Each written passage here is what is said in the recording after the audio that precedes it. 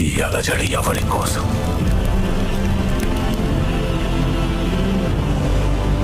ఇంత బీభత్సం ఎవరి కోసం? అసలు ఈ వినాశనం ఎవరి కోసం?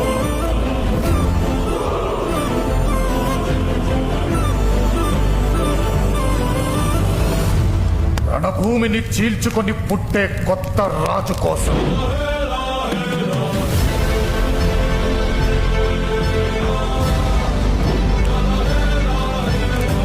చక్రాన్ని బద్దలు కొట్టి పునర్జన్మనెత్తిన నాయకుడి కోసం.